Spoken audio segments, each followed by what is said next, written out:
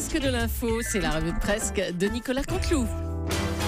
Et ce matin, c'est notre ami Guillaume Durand qui est avec nous. Bonjour Guillaume. Bonjour Julie, bonjour à Natacha, Bonjour. Thomas Junior, Thomas Soto, Lolo Cabrol, Nicolas Caro qui est venu nous rejoindre, qui fait à Europe 1, vous le savez, la chronique culture, Nicolas Caro, et accessoirement les Caro aussi. Ça y est, on a retrouvé, chers auditeurs, je sais que vous étiez inquiets, vous avez beaucoup tweeté, on a retrouvé notre Julie nationale. Alors je vous explique un petit peu les coulisses parce que vous êtes friands de tout cela. Comme on n'avait plus une thune à Europe 1, oui, Hanouna est parti avec la caisse. Donc, pour revenir, comme à plus une thune à Europe 1, pour revenir de New York, jeudi, on a fait voyager Julie en soute. Voilà. Et donc, Thomas, arrivé à Roissy, a attendu notre Julie sur le tapis roulant comme il se doit. Et elle n'est jamais venue. Obligé de faire une déclaration de perte. Et heureusement, Air France, merci Air France, l'a retrouvée, nous l'a livrée 48 heures après. Ah, arrêtez, c'est n'importe Voilà quoi. l'histoire. Guillaume, arrêtez. Non, j'avoue. Oui, c'est vrai que c'est n'importe quoi, bien sûr, vous l'avez compris. Non, en fait, le problème, c'est que maintenant que Trump est président, il est très difficile, chers auditeurs, je vous le dis, de quitter les États-Unis si vous êtes blond ou blonde. Du coup, il voulait garder Julie. Bon, quant à Thomas Soto, lui, il ressemble plus à un Mexicain. Petit et brun, donc ils l'ont viré direct, notre Pedro Soto. Ben voilà l'explication.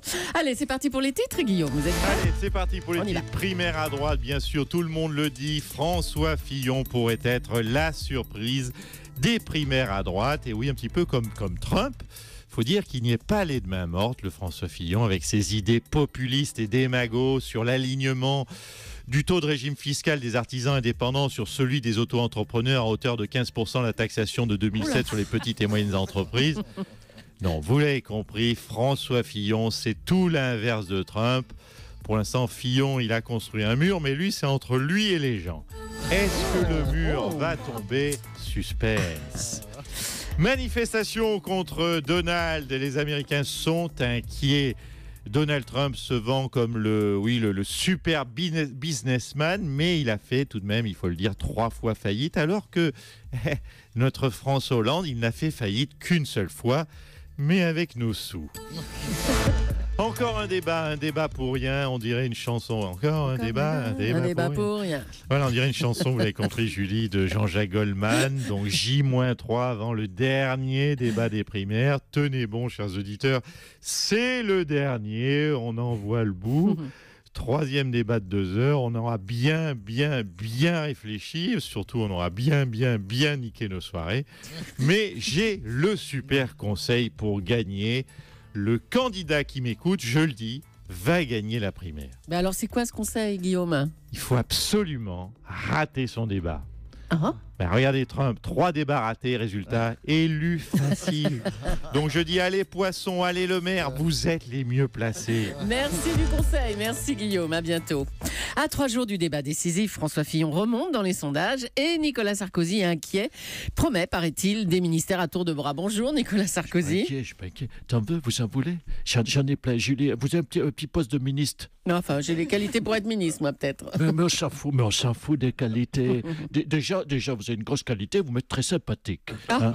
Et puis les qualités, franchement, j'ai bien nommé Nadine Morano. Hein. Et puis Giscard, il a bien proposé Natacha Polony à l'Éducation nationale. Hein. Thomas, vous voulez quoi ? L'outre-mer, la culture, hein. Allez, la culture, comme ça vous fera du bien, vous aussi. Voilà. Bon, allez.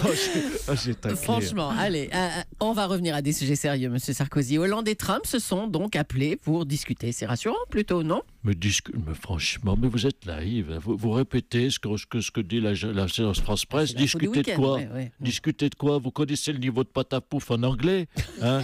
Et le niveau de la mèche en français, hein ? Je vous la refais la discussion. Donald a dû lui dire baguette. Hollande a répondu cheeseburger. Hein? Donald a enchaîné avec Tour Eiffel et Hollande a conclu avec potatoes. Hein? On dirait le camoulox de Cadet Olivier, franchement. Ils vont bien avancer, relations internationales avec les deux clowns. Là. Bon, allez. Un mot de la remontée de François Fillon dans les sondages, peut-être, alors.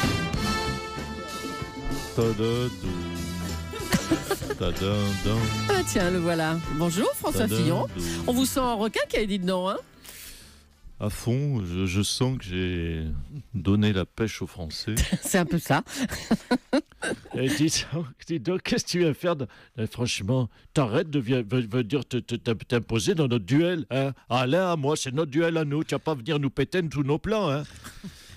Écoutez, bonjour, c'est Alain Juppé. Écoutez, d'habitude, je suis plutôt en désaccord avec Nicolas, mais là, je trouve qu'il a raison. Franchement, tu viens foutre le bordel, c'est notre duel, c'est pas un plan à 3, donc s'il te plaît, ben oui, tu dégages.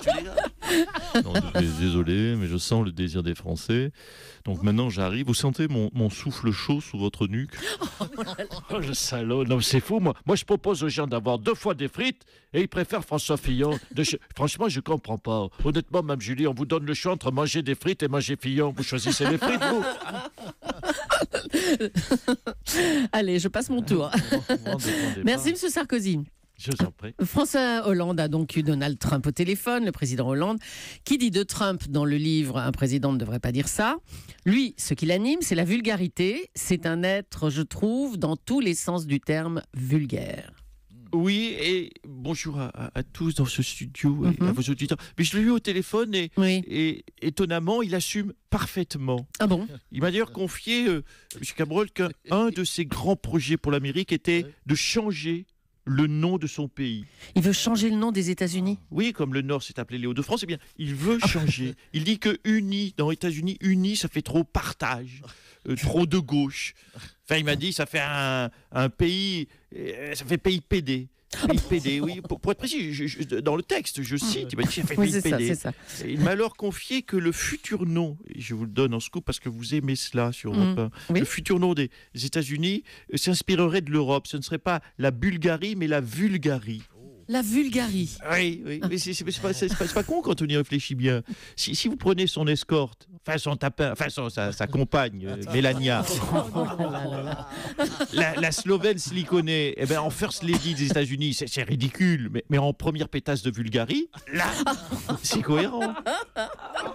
Monsieur Hollande, vous avez annoncé que vous étiez prêt à travailler avec lui, avec Donald Trump. Tout à fait. Et d'ailleurs, comme geste fort d'amitié entre nos deux pays, entre la France et la Bulgarie, j'ai décidé d'envoyer Valérie Damido, la papesse de la déco flashy, pour refaire la Maison Blanche, qui deviendra la Maison Taupe ou la Maison Fuchsia. Ah ben voilà. Ça peut faire vulgaire. Oui, ça peut. Merci Monsieur Hollande, merci beaucoup. C'est l'événement sur la planète foot. Une femme, Nathalie Bois, a été élue présidente de la Ligue de football. On va écouter ce qu'on en pense chez Jean-Jacques Bourdin. Bonjour, c'est Jean-Jacques Bourdin. Bienvenue ce matin sur RMC Radio René Master of Ceremony. Ce matin, une nouvelle va réjouir les féministes que nous sommes sur RMC, quoi qu'on en dise. Oui, une femme a été élue présidente de la Ligue de football. Une femme.